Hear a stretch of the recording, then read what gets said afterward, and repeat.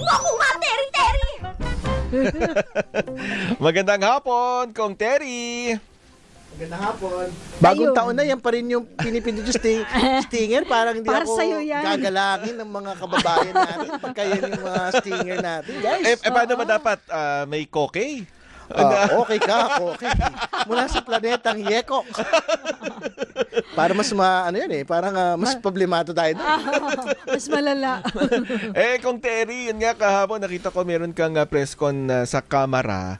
May mga binabanggit kayo tungkol sa pagbabantay para sa 2026 matapos national nga budget? maaprubahan na itong 2026 budget. Well, syempre, very important po yung talagang trabaho na ngayon ng Kongreso at ng publiko.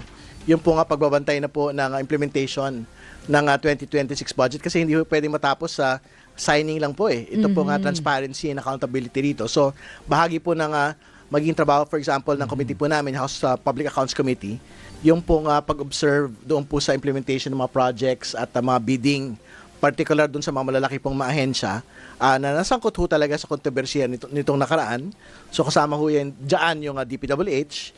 At syempre, gusto ho natin mapuntahan din po yung DepEd tsaka DA doon po sa implementation po nila ng school building and farm to market programs kasi syempre sila na ho yung mag-implement hindi na po DPWH, no? So very important din po na matulungan natin sila na hindi naman pwedeng inefficient din yung po implementation ng kanila pong mga programa. Paano yung participation kaya ng public? No, of course, gustong-gustong makita yan. Bawat sentimo, no, na ginagastos. Anong tingin mo yung pwedeng gawin ng public o ibigay na kapangyarihan sa public para makita talaga? Well, central ho talaga yung role. Actually, yung inabot ho ng 2026 budget, hindi naman tayo umabot dyan kung hindi ho naging mapagbantay yung mga kababayan ho natin, civil society. So sa bahagi po ng aming komite, pagka ho nagkaroon ng mga pagpupulong at mga bisita sa mga opisina at ahensya, pwede ho nating invite yung pong civil society group sa kayo publiko. Pagka nagkaroon po ng dialogue at mga observer missions, no? So, po sa bidding nila mismo. Sa online kaya ay pwede yang ilagay. Alam mo yon, naka-breakdown ang budget. And then nakikita ng public, ito na pala yung nangyayari sa budget. Parang yung sumbong mo sa Pangulo na binuo ng Pangulo dun sa flood control projects. Baka pwede rin kaya yan sa ganyan. Well, pwedeng gawin na executive yun. Pero I think yung isa doon sa gusto kong makita ng mga kababayan po natin yung paggamit ng unprogrammed appropriations. Yes, isa pa no? yun. Kasi syempre, doon ho talaga merong parang real opacity in the past, no? Kung paano ho ginagamit po yung pondo dyan. So, very important na maging transparent. So, usually may transparency mechanism na gagawin po executive dito. Although, syempre, marami pong vinito yung Pangulo ng mga items and more particularly, yung po mga pwedeng lunsaran ng mga flood control projects, tinanggal na po niya. So, nakafocus na po sa mga proyekto na may foreign assisted programs po.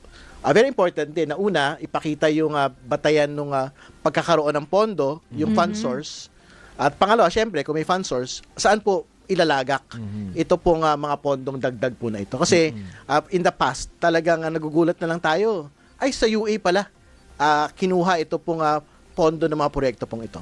Oo, kanina nga, di ba, nagsampa ng petisyon, di ba, si ML, Party List Representative Leila de Lima, na sabi niya, unconstitutional daw, yung unprogrammed funds sa 2026. Anong masasabi mo doon? Well, kailangan mabasa ko muna yung petition po nila. Pero, syempre may concurring and dissenting opinion kasi yung isang Supreme Court Justice, no, ang kanyang pakiramdam, dapat lahat po ng mga items sa budget ay una, may funding source, at pangalawa, talaga nakatala po ron. No? So, for example, for unprogrammed appropriations daw po kasi, nakatala lang po yung line item, pero admittedly, wala pong funding source. So, tingin ko yan yung magiging debate.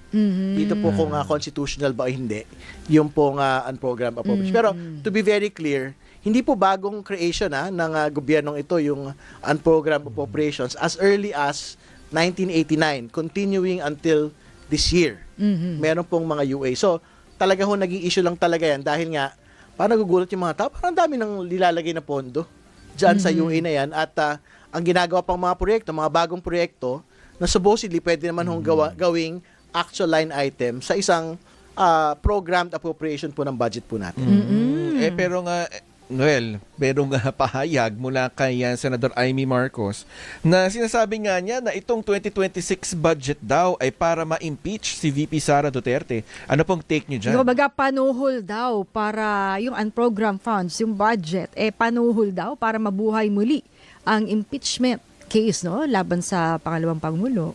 Well, tingin ko, una sa lahat, magandang pangalanan ho siguro ni Senator Amy, no? Yung pinanggalingan po na impormasyon na yan kasi wala naman tayo nababalitaan na nakatali po sa mga pangako ng proyekto yung pong impeachment po ni Vice President Sara Duterte. More importantly, hindi natin ho alam kung magkakaroon po ng panibagong complaint by February 6. No? But again, katulad ng binabanggit ko, ang mas mahalaga po talaga sa ngayon ay maresolba na po ng Korte Suprema yung pong motion for reconsideration ng Kamara. Kasi syempre marami po mga mareresolba sa pinakamaagang panahon pagka ho na ilabas nila yan pagka ho na-resolve nila, for example, kung favorable po sa Congress yung pong motion for reconsideration, hindi na ho kailangan ng second impeachment complaint. No? Ibig sabihin, kailangan magtutuloy ho yung proseso sa Senado na. So, yung proseso po ng pag-unarchive nito pong impeachment complaint at kung magpapatuloy po sa trial po yung Senado, nasa bola po ng Senado yan. Pero kung halimbawa lang, no, kung ituloy mo yung etong impeachment complaint sa Pebrero, mababaliwala na ba yung motion before? Kumbaga, or kailangan intayin yun? Well, hindi namang bahala po yung mga yung mga complainants. Hindi naman natin alam kung sino yung magko-complain by the 6th, no? At syempre, yung House po yung magpapasya at the plenary level kung ano ho yung magiging proseso niya. Kasi ang totoo, pagka nag-proceed po without yung MR resolution, kailangan namin magpasya kung gagawin ba namin yung old rules na ginawa po last year o tatalima na rin kami doon sa Supreme Court rules na gusto ho nilang gawin kahit wala pa po yung MR na ilalabas. So kung may bago ka ng impeachment complaint, bali wala na ba yung dati mo? Parang ganon? Well, hindi naman. Kasi syempre, pwede rin ho talaga mangyari na halimbawa, yung MR lumabas after February 6, no? Yung pong pagtatapos ng 1-year bar. Yes. No? So, by that time, for example, pagka favorable po sa Kongreso yon, we will have to talk as a plenary kung ano ho yung pagtingin ho namin dyan. Kung, for example, kung may isang pang impeachment complaint by the 6th of Feb, ipopost ba namin yan? Sususpend ba namin yan? Tapos, papatakbuhin ba namin yung proseso kung favorable yung MR sa Kongreso.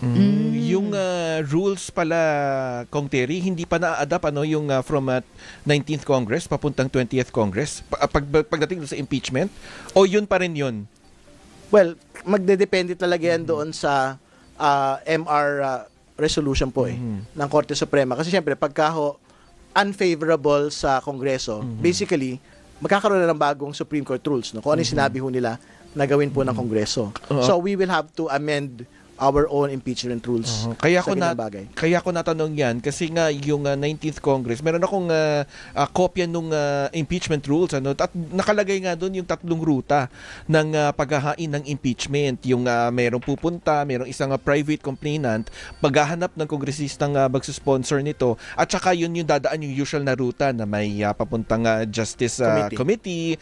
Pero meron din doon kasi sa rules ninyo nung 19th Congress na maaaring ang yung ilan yung prerequisite noon para 1/3 ng mga kongresista ay maaari nang maitransmit yung impeachment complaint mula dyan sa Kamara patungo sa impeachment court o yung Senado natatayo bilang impeachment court. So maaaring mabago rin yan base doon sa magiging desisyon ng Korte Suprema? Well, yung rules na binabanggit, actually nakabata yun doon sa 1987 Constitution. No?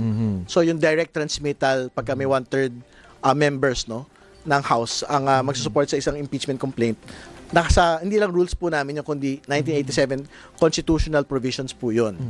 Pero syempre, dahil yung pong mga Supreme Court decisions become the law of the land also, kailangan din namin mag-adjust kung ano ho yung sasabihin ng Korte Suprema pag unfavorable yung pong motion for reconsideration ng Kamara relating to the first impeachment complaint against the Vice President Sara Duterte.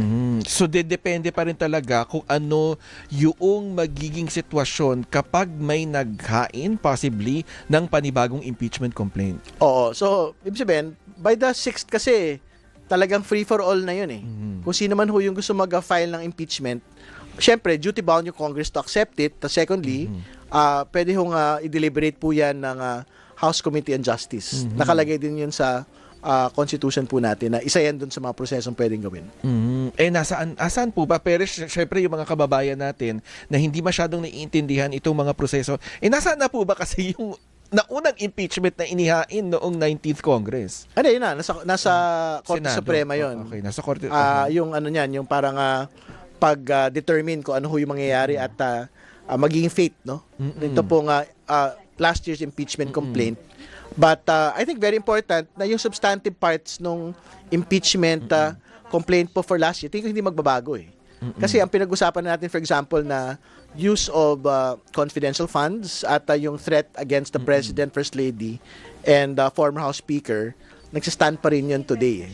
So whether it's an old impeachment complaint and a new impeachment complaint, tingin ko tuloy yun. So talagang magtutuloy-tuloy. Kung ano man yung ruta, kung ito ba ay yung nakaraan o may bago man, may impeachment complaint. Kasi essentially refiling lang yon, and ang gusto lang gawin, gustong ipagawa ng Korte Suprema in their old decision ay sundin yung proseso. Di ba? Kumbaga, wala naman debate na kasama sa poder yung pong impeachment, pero ang gusto nilang gawin ng Kongreso, gawin daw ng tama. Pero at ang malinaw, itong ang 2026 budget ay hindi para i-impeach lang ang pangalawang Pangulo. Tingin ko, parang disservice ho yun dun sa mga iba't ibang mga kinatawan at senador at kongresista na talaga hong pinaghirapan ho na over the course of several months. No? Ito pong budget po na ito, talagang tapyasin ho yung ilan sa mga taba nito pong budget po na ito para sabihin lang ho natin na nakatali ang budget po sa pagsusulong lang po ng impeachment complaint laban kay Vice President Sara Duterte. Balikan ko lang, yung pagbabantay nyo sa pambansang budget ay yung budget para sa DepEd. Nitong mga nakalipas na araw, nagilaman na balita yung voucher program, yung senior high school voucher program. Pati po ba yun? Paano natin mas mababantayan mabuti yung paggasta nun? Well, actually, isa dun sa mga binabanggit ho ng palasyo noong nakaraan, buti nga nakapasok si Senator Secretary Sani Angara, no, sa DepEd dahil nahuli agad ito pong voucher system. Actually, gusto naming makita yon bilang komite. So, mag-aantay kami malamang ng House Resolution para siya sa atin ito pong SHS sa voucher program. Kasi, ang totoo, basically, pinera eh. Oo. Yung pong itsura nun, yung pagka may ghost voucher, ibig sabihin, wala ho talagang estudyante. At pag walang estudyante, hindi talaga ginugol yun sa pagbabayad ng kung ano man. Pero ang sinasabi kasi dyan, ang mukhang may kasalanan ay may mga private schools. Pero dapat tignan kung may mga kasapakat o yun, na mga taga-DepEd, kung meron man. Yan ang dapat malaman. Panahon to sa DepEd ni VP Sara Duterte na siyang kalihim ng DepEd. Well, kailangan natin makita kasi I think doon sa mga specific areas naman po ito, I don't think it was a nationwide affair, no? Kundi very specific areas po yung pinaglunsaran po nitong supposedly ghost voucher system. Pero again, syempre mga nawalang pera ho yun. Kumbaga walang aktual na estudyanteng nakinabang. Pangalawa, dumiretso lang hong kita sa mga private. Wala tayong debate na dapat tulungan ho nating makapag-operate na maayos yung mga private schools. No? Pero, kumbaga, tiyakin naman ho natin na makikinabang ho talaga yung mga bata pagka ho nag-SHS po sila. At saka palliative treatment to eh. Ang problema, yung kawalan ng classroom, kawalan ng eskwelahan, na magkikater doon sa mga senior high school students. Ngayon, actually, it's a really comprehensive problem that need comprehensive solutions. No? So, tingnan pa natin. Hindi ako expert actually sa education. No? So, we will leave it to them. Basta ang mahalaga, nandyan kayo para bantayan yung pagpapatupad ng 2026 national budget. Ayun, so kasama yun actually. Yung pong expenditure on school buildings tsaka all public infra, babantayan po natin. Saka yun nga sana magkaroon nga ng paraan, kumbaga yung ating mamamayan na masilip talaga. Sila mismo, yung gawing online, di ba? Well, isa sa panawagan nga ho natin na panindigan ng DPWH yung sinabi nila na mag-livestream sila. May nakita ko art card sa Facebook kanina, yung DPWH nag-post sila. Pero inaasar sila na onti ng mga kababayan natin kasi mga paper shredder ata yung ila-livestream. No? I guess meron ibang art card para doon sa mga malalaking mga proyekto. So, alright, maraming salamat, Kong Terry! Maraming salamat, ganda hapon. Ayan po si Congressman Terry Redon, ang chairperson po ng House Committee on Public Accounts at kinatawan po ng Bicol Saro Party List.